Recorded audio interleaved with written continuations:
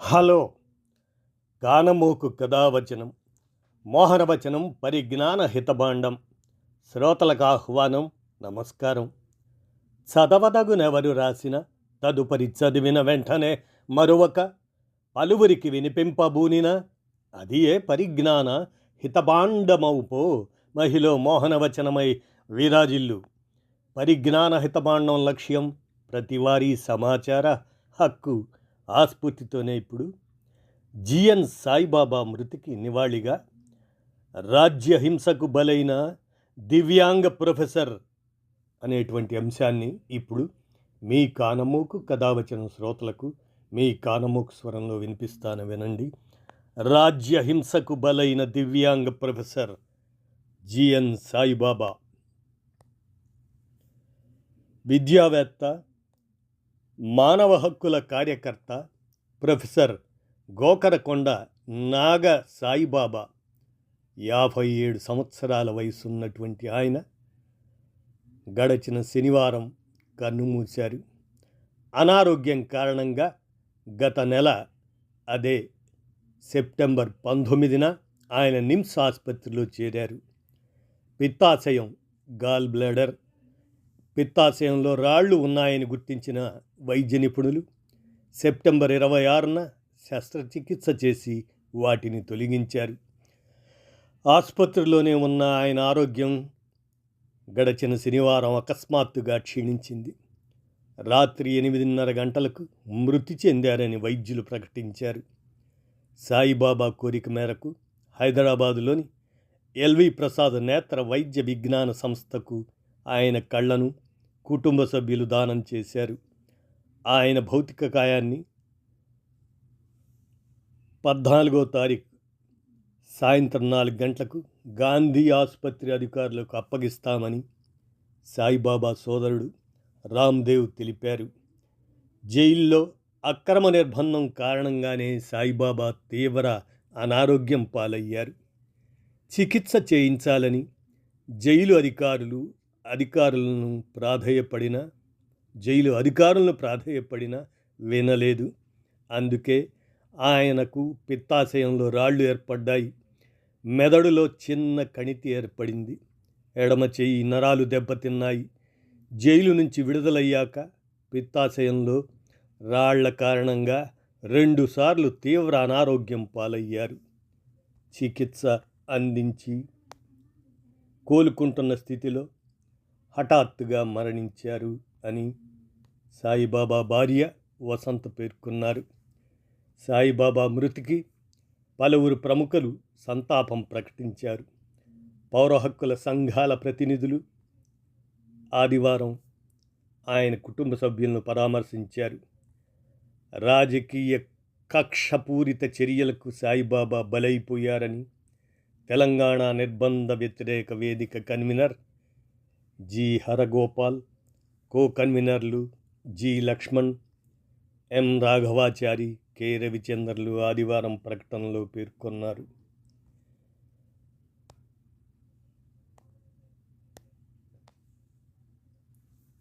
"90% అంగవైకల్యం, 10 ఏళ్ల కారాగారవాసం, కన్నతల్లి చివరి చూపులకు నోచుకోలేని దైన్యం, 2 సార్లు నిరూపితమైన నిర్దోషిత్వం. ఇది ప్రొఫెసర్ గోకరకొండ నాగ సాయిబాబా నేపథ్యం. సాయిబాబా మరో 5గురిపై మోపిన అభియోగాలకు చట్ట వ్యతిరేక కార్యకలాపాల నిరోధక చట్టం ఉపా వర్తించదని ముంబై హైకోర్టు తుది తీర్పు ఇచ్చేలోపు ఆయన 10 ఏళ్ల పాటు కఠిన కారాగారం అనుభవించాల్సి వచ్చింది. ఆంధ్రప్రదేశ్లోని ఉమ్మడి తూర్పుగోదావరి జిల్లా అమలాపురం మండలం నల్లమెల్లిలో రైతు కుటుంబంలో సాయిబాబా 1967లో జన్మించారు. తల్లిదండ్రులు గోకరకొండ సత్యనారాయణమూర్తి, సూర్యావతి. సాయిబాబాకు సోదరి భవానీ, సోదరుడు రామ్దేవ్ ఉన్నారు. 5 ఏళ్ల వయసులో సాయిబాబాకు పోలియో సోకి 2 కాళ్ళు పూర్తిగా దెబ్బతిన్నా చదువులో వెనకబడలేదు.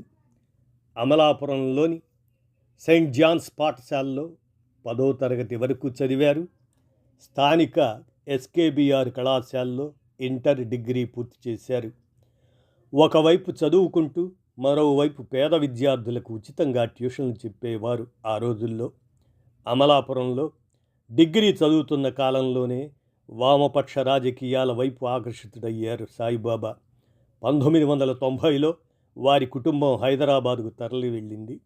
హైదరాబాద్ కేంద్రీయ విశ్వవిద్యాలయంలో ఎంఏ ఇంగ్లీష్ చదివారు. హైదరాబాదులోని ఆంగ్ల విదేశీ భాషల విశ్వవిద్యాలయంలో ఎంఫిల్ చేశారు. 2003లో ఢిల్లీ విశ్వవిద్యాలయం అనుబంధ కళాశాల రామ్లాల్ ఆనంద్ కళాశాలలో ఆంగ్ల భాష సహాయ ఆచార్యుడిగా బాధ్యతలు చేపట్టారు. 2013లో ఢిల్లీ విశ్వవిద్యాలయం నుంచి పిహెచ్డి పట్టా పొందారు. 1992లో హైదరాబాదులో ఉన్నప్పుడు ఆల్ ఇండియా పీపుల్స్ రెసిస్టెన్స్ ఫోరంలో ఆయన సభ్యులుగా చేరారు. అప్పటి నుంచి మానవ హక్కుల ఉద్యమాల్లో చురుగ్గా పాల్గొన్నారు. కాగా ఉపా కేసులో ఆ నేపథ్యంలో సత్యసాయిబాబాను ఢిల్లీ విశ్వవిద్యాలయం 2021లో ఉద్యోగం నుంచి తొలగించింది. మావోయిస్ట్ పార్టీకి చెందిన వారితో కలిసి రెవల్యూషనరీ డెమోక్రటిక్ ఫ్రంట్ ఆర్డీఎఫ్ తరపున సమావేశం ఏర్పాటు చేశారన్న ఆరోపణలపై 2014లో మే నెలలో సాయిబాబాను మహారాష్ట్ర పోలీసులు అరెస్టు చేశారు. ఆయనతో పాటు జేఎన్యూ విద్యార్థి హేమ్ కేశవదత్త మిశ్రా, ఉత్తరాఖండ్కు చెందిన పాత్రికేయుడు ప్రశాంత్ రాహి, మహేష్ కరిమన్ టిర్కీ, నారాయణ్ సాంగ్లికర్, విజయ్ టిర్కీలను జైలు పాలు చేశారు. వైకల్యం, ఇతర సమస్యల కారణంగా సాయిబాబా ఆరోగ్యం క్షీణిస్తుండటంతో 2015 జూన్లో ముంబై హైకోర్టు ఆయనకు బెయిల్ మంజూరు చేసింది. అదే ఏడాది డిసెంబర్లో బెయిల్ రద్దు కావడంతో మళ్ళీ జైలుకు వెళ్లాల్సి వచ్చింది. 2016 ఏప్రిల్లో సుప్రీంకోర్టు మరోమారు బెయిల్ మంజూరు చేసింది. కానీ 2017 మార్చిలో ఉపా చట్టం కింద సాయిబాబాను దోషిగా ప్రకటించి జీవిత ఖైదు విధిస్తూ మహారాష్ట్రలోని గడ్చిరోలి జిల్లా సెషన్స్ కోర్టు తీర్పు చెప్పింది. దాంతో సాయిబాబాతో పాటు ఇతర నిందితులను నాగపూర్ కేంద్ర కారాగారానికి తరలించారు. గడ్చిరోలి కోర్టు తీర్పుపై విచారణ జరిపిన ముంబై హైకోర్టు 2022 అక్టోబర్ 14న ఆయన్ను నిర్దోషిగా ప్రకటించింది. ఈ తీర్పును మర్నాడే సుప్రీంకోర్టు నిలిపివేసింది. పునర్విచారణ జరపాలని హైకోర్టును ఆదేశించింది. మళ్లీ విచారణ జరిపిన ముంబై హైకోర్టు 2024 మార్చి 5న సాయిబాబా తదితరులను నిర్దోషులుగా ప్రకటించింది. కేసులో సమర్పించిన సాక్ష్యాలు నమ్మశక్యంగా లేవని పేర్కొంది. మార్చి 7న నాగపూర్ కేంద్ర కారాగారం నుంచి ఆయన విడుదలయ్యారు. కోర్టు తీర్పు నేపథ్యంలో సాయిబాబా హైదరాబాదులో భార్య వసంత, కుమార్తె మంజీరాతో కలిసి నివాసం ఉంటున్నారు. తమ్ముడు రామ్దేవ్ ప్రస్తుతం హైదరాబాదులోని ఓ ఇంజనీరింగ్ కళాశాలలో అధ్యాపకుడిగా పనిచేస్తున్నారు. కరుడుగట్టిన నేరగాళ్లను జైళ్లలోని అండాసెల్లో ఉంచుతారు. ఎవరినీ కలవనీయకుండా అలా చేస్తారు. వీల్ చైర్కే పరిమితమై ఇతరుల సాయం లేకుండా దైనందిన కార్యకలాపాలు నిర్వహించుకోలేని సాయిబాబాను కరోనా సమయంలో అలాంటి అండాసెల్లో ఉంచారు. దీంతో ఆయన నరకము అనుభవించారు. తీవ్ర అనారోగ్యానికి గురయ్యారు. ఎడమవైపు శరీరమంతా చచ్చుబడిపోయినా చికిత్స చేయించలేదని, నొప్పి నివారణ మాత్రలతో సరిపెట్టారని ఆయన ఆరోపించారు. అంగవైకల్యం, కరోనా ఆంక్షలను దృష్టిలో ఉంచుకొని ఆయనకు బెయిల్ ఇవ్వాలంటూ కుటుంబ సభ్యులతో పాటు పలు పౌర హక్కుల సంఘాలు ప్రభుత్వానికి లేఖలు రాసినా ఫలితం లేకపోయింది. జైల్లో ఉండగానే నేను చావును నిరాకరిస్తున్నాను, why do you fear my way so much అనే పేరుతో కవితలు, లేఖలతో సాయిబాబా సంకలనం రచించారు. పుట్టుకతోనే వైకల్యం ఉన్న తనను ఎంతో జాగ్రత్తగా పెంచిన తల్లికి అనారోగ్యంగా ఉందని, ఆమెను చూసేందుకు వెళ్ళడానికి పెరోల్ ఇవ్వాలని వేడుకున్నా ఎవ్వరూ పట్టించుకోలేదని, చివరికి కన్న తల్లి చనిపోయిన తర్వాత చివరి చూపులకు, కర్మకాండలకు హాజరయ్యేందుకు అనుమతి లభించలేదని జైలు నుంచి విడుదలైన తర్వాత ఓ సందర్భంలో ఆయన వాపోయారు. అన్నయ్య సాయిబాబా చిన్నతనం నుంచి చదువులో చురుగ్గా ఉండేవారు. సామాజిక సమస్యలపై స్పందిస్తుండేవారు. హైదరాబాదులో పోస్ట్ గ్రాడ్యుయేషన్ చదివే రోజుల్లో విద్యార్థి సంఘాల ఉద్యమాల వైపు ఆకర్షితుడయ్యారు. ఈ క్రమంలోనే పలు రచనలు చేశారు. రాజ్యాంగం కల్పించిన హక్కులను హరించే అధికారం ఎవ్వరికీ లేదని వాదించేవారు. జైల్లో ఉన్న పేదల సమస్యపైనే మాట్లాడేవారు అంటూ డాక్టర్ రామ్దేవ్ సాయిబాబా సోదరుడు పేర్కొంటూ, ఆ నేపథ్యంలో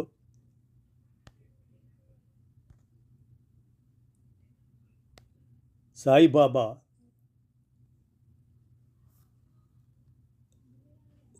ఆయన మరణ వార్త తెలిసిన తర్వాత ఆయన గురించి మనసు ఎంతో కలిచివేస్తున్నటువంటి అంశంగా, మనం అంటే సాధారణ మనుషులం, కాళ్ళు చేతులు సవ్యంగా పనిచేసే మనుషులం, ట్రైన్లో నడుచుకుంటూ వెళ్ళి బాత్రూమ్ యూజ్ చేయాలంటే ఎంతో ఇబ్బంది పడుతూ ఉంటాం. కొన్నిసార్లు బెగబట్టుకుంటాం కూడా. అలాంటిది రోజు అలాంటి టాయిలెట్ వాడాల్సి వస్తే, అక్కడికి నడిచి కూడా వెళ్ళలేని పరిస్థితి ఉంటే, బాత్రూమ్ యూజ్ చేయాల్సిన ప్రతిసారి మరొకరు తీసుకెళ్లాల్సిన పరిస్థితి ఉంటే, ఒక్కరోజు కాదు, ఒక్క వారం కాదు, 10 సంవత్సరాల పాటు ఇదే పరిస్థితి ఉంటే, ఒక్కరోజు ఒక్క పూట మన చేతుల్లో డబ్బులు లేక అన్నం కోసం మరొకరి మీద ఆధారపడాల్సి వస్తే మన ఆత్మగౌరవం ఎలా దెబ్బతింటుంది? మరి ఆయన ఉద్యోగం పోయి సాయిబాబా ఖర్చుల కోసం స్నేహితుల మీద వారు దాన్ని బాధ్యతగా ఫీల్ అయినప్పటికీ ఆధారపడవలసి వచ్చినప్పుడు ప్రతి క్షణం ఎంత బాధ అనుభవించి ఉండాలి.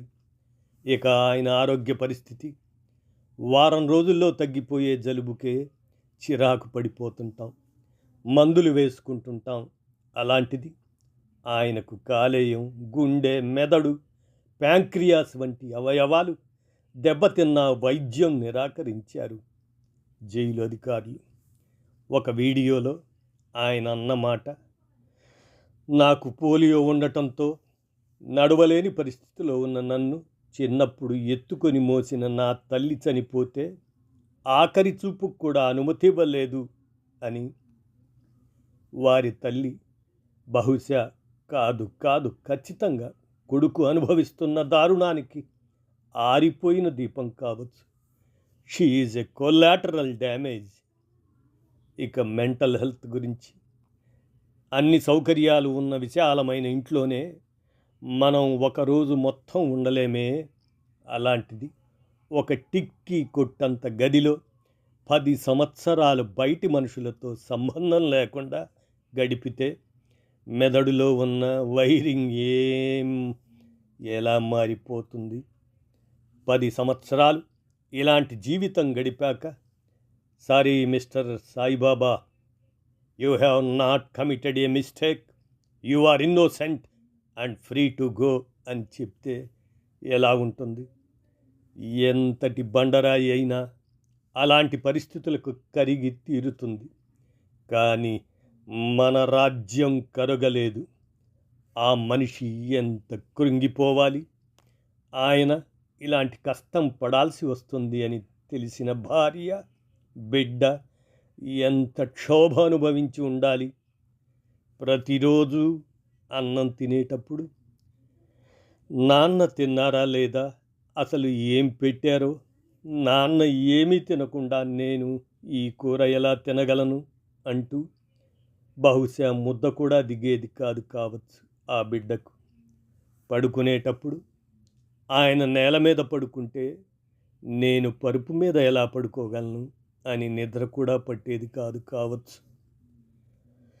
స్నానం చేసేటప్పుడు, కాలకృత్యాలు తీర్చుకునేటప్పుడు, బయట తిరుగుతున్నప్పుడు, కూతురి పుట్టినరోజు నాడు, ఏవైనా కొత్త బట్టలు వేసుకున్న నాడు, ఇలా ప్రతి విషయంలో తాము గడుపుతున్న జీవితం నాన్నగా, భర్త తోడు లేక గడపలేకపోతున్నాము అని ప్రతిరోజు ఆ బిడ్డ భార్య కూడా మానసిక చెరసాల్లోనే గడిపి ఉంటారు. మీ నాన్న తప్పు చేయలేదు, అయినా ఈ వ్యవస్థ ఆయన్ను చంపేసింది అని తెలుసుకున్న ఆ పాపకి వ్యవస్థ మీద నమ్మకం ఎలా ఉంటుంది? అసలు ఎందుకు ఉండాలి? ప్రొఫెసర్ జిఎన్ సాయిబాబా గారు వారి కుటుంబ సభ్యుల స్థానంలో మనం ఉంటే ఎలా ఉంటుందో అందరం ఖచ్చితంగా ఆలోచించాల్సిన విషయం. డేరా బాబా లాంటి దరిద్రులకు బెయిల్ దొరుకుతుంది, ఏ తప్పు చేయని వారికి మాత్రం దొరకదు. ఇది విచిత్రం కాదు, అమానుషం కాదు, ఇది అమానుషం కాదు. ఇలాంటి పరిస్థితులు వచ్చేలా చేసిన వారిని కూడా సమర్థించేవారు ఉన్నారు చూడండి. అది అమానుషం అంటే. రాజ్యహింసకు బలైన దివ్యాంగ ప్రొఫెసర్ జిఎన్ సాయిబాబా మృతికి నివాళిగా మీ కానమూకు కథ వచ్చిన శ్రోతలకు జిఎన్ సాయిబాబా జీవిత విశేషాలను నివాళిగా వినిపించాను. కానమూకు కథ వచ్చిన శ్రోతలకు విన్నారుగా, విషాదకరంగా. ధన్యవాదాలు.